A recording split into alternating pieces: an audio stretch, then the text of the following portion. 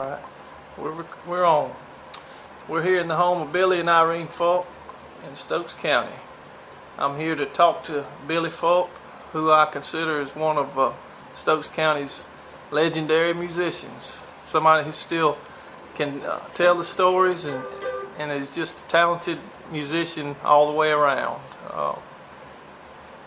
Want to hear Mr. Falk here? He's gonna talk to you here and introduce himself, and then he may play a tune here for us. Okay, thank you, Todd. I'm a older musician. I play by ear. I don't hadn't had any lessons or anything. I just started by ear. I started on the mandolin back when I was about 10 years old, and been playing off and on with it ever since. So I guess I kind of followed Bill Monroe, you know, on the mandolin. He did one he called Uncle Pen. Uncle Pen.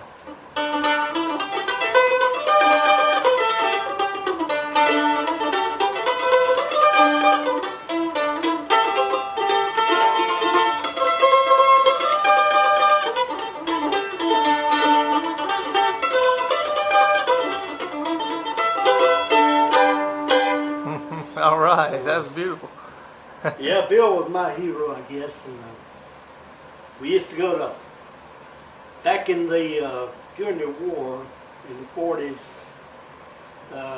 Bill and Charlie was together.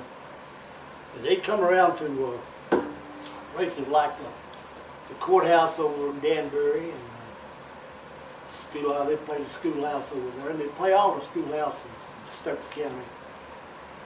And one thing stands out in my mind was back in the 40s, I was about 11 years old. We would go to the soccer field, and we would working in the soccer. And we had an old battery radio. Didn't have any electricity. Just a battery radio, and so I had an old pocket watch, and we every day about 11:15, I'd tell them all I'd say is Charlie Monroe Town. So we'd pick off to the house, and we would turn this old battery radio on. Sometimes it'd get off the station and it'd squeal, you know, we'd have to put it on the station. He was playing at a station in Winston-Salem, and he'd have a habit to say it. Tell everybody you see, and then you don't see some word. It'll be at the Danbury Courthouse or Sandy Ridge School or Danbury School. Anyway, they'd come in, and they'd have the doghouse bass, I call it, tied on top of the car, and it was some kind of an old touring car. And they'd put on a good show. They'd pack that courthouse and the balcony and that old courthouse. They'd pack it full. And most of the time they'd have to put on 2 shows. And, Charlie and Bill, they split along about that time. So we kind of tried to keep up with them both. And they would... most of the time they'd have to put on 2 shows. And I remember it cost 25 cents to get in. 25 cents. And you could buy a photograph of them all for about 10 cents. And you know, you think back, you know, that was old money back then in the 40s.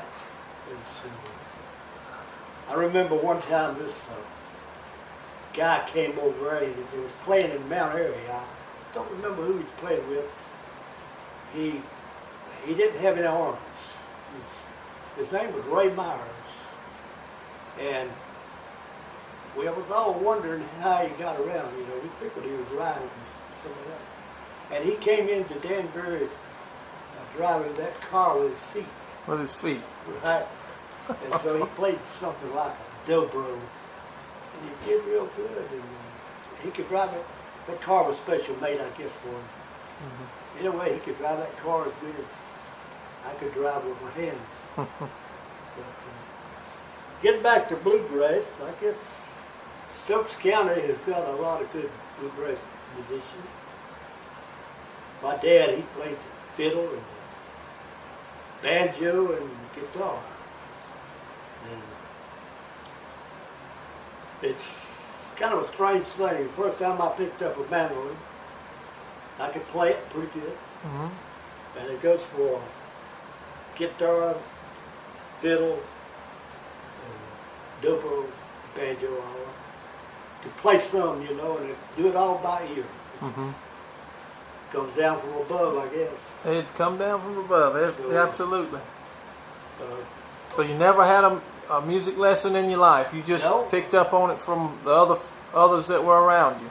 yeah, usually I go up on a bunch of jamming, you know, and Mm-hmm. I didn't want to get too loud or too close, because if you got to banging pretty good, they give you kind of a mean look, you know, so you'd have to back off.